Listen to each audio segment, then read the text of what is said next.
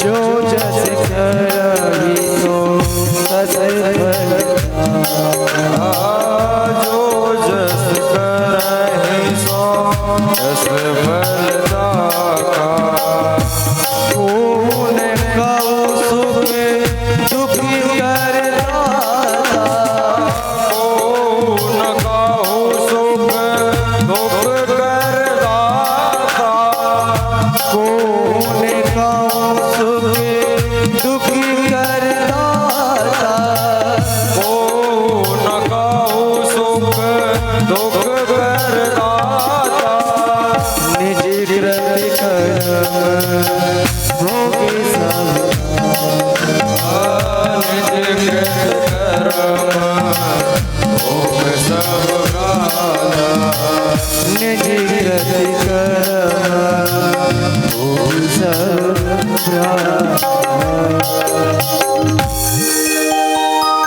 जो इंसान के मन में जो सबसे बड़ी गलत फहमी होती है, जो सबसे बड़ी गलती होती है, वो क्या होती है कि मुझे इसके कारण दुख मिला है, मुझे इसके कारण दुख मिला है, मुझे इसके कारण दुख मिला है। कह रहे हैं कोऊ ने काऊ सुख दुख कर दाता, कि संसार में कोई किसी को दुख नहीं देता। हमारे जैसे कर्म होते हैं, हमारे जैसे कर्म होते हैं वैसे ही हम फल प्राप्त करते हैं। कि बोए पेड़ बबूल के तो आम खाते हुए, तो आप कर्म तो कर रहे हो राक्षस वाले, और इच्छा करो स्वर्ग की, तो कहां से प्राप्ति हो जाएगी। तभी तो तुलसीदास जी कह रहे हैं कि कर्म है प्रधान, कि आप जैसा कर्म करोगे वैसा फल आपको अवश्य मिलेगा। ये भागवत हमको यही सिखाती है, क्योंकि ये भागवत कथा नहीं, भागवत प्रवचन है। तो प्रवचन में क्या बतलाते हैं प्रभु, कि केवल आपके मन में ये बात जाग जाए कि हम कथा हमने श्रवण करी है, और श्रवण के बाद भी हमारे जीवन में परिवर्तन नहीं आया, तो मेरी कथा करने का कोई फायदा भी नहीं है। क्योंकि सुनने से बात नहीं बनेगी, सुनने के बाद आपको उस पर चलना भी पड़ेगा। कि आए और कथा सुनी, प्रसाद खायो और घर जाके चले गए, और पूछिए आप लोगों ने भैया कथा कैसी है रही है, तो भैया हाँ कथा बढ़िया है रही है। बढ़िया से बात नहीं है कि कथा में क्या है कि आप किसी और दूसरे को भी ज्ञान दे सको।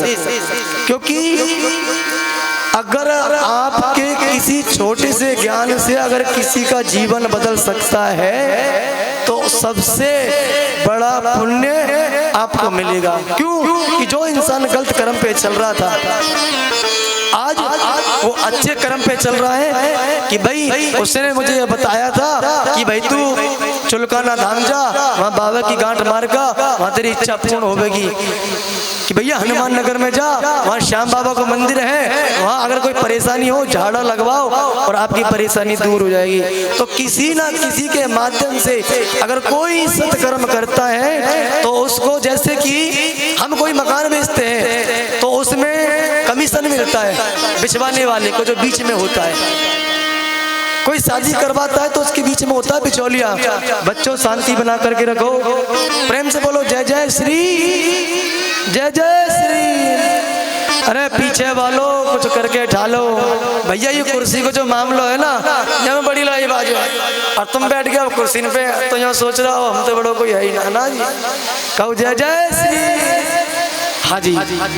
तो प्रभु किसी के माध्यम से किसी को कुछ प्राप्त होता है तो सबसे बड़ा पुण्य होता है। जब शादी करवाते हैं तो बीच में होता है बिचौलिया, होता है ना, तो उसका भी मान सम्मान आप करते हैं कि उसको 5 वस्त्र देते हैं, कुछ उपहार देते हैं।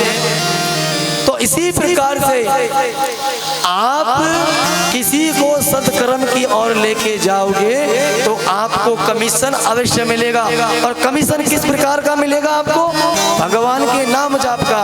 जब डॉक्टर क्या बोलते हैं कि भाई अब दवाई काम नहीं आएगी,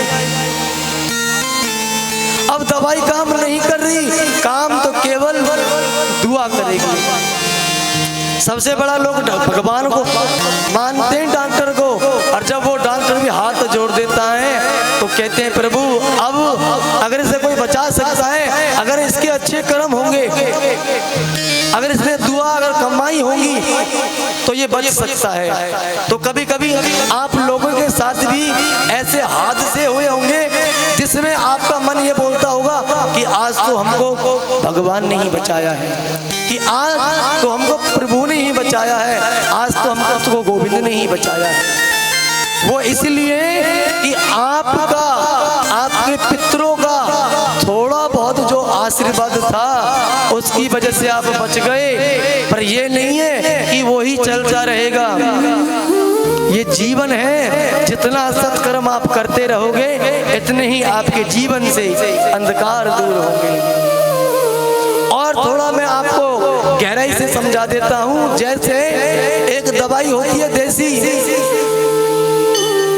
बना ले बातों ने बना ले, हाँ मेरी आंखन के आगे फिर भी बातों ने बनाई रही है, जय हो। कहा बात है कि है कैसे ड्यूटी की बात कर रही होगा, प्रेम से जय जय श्री।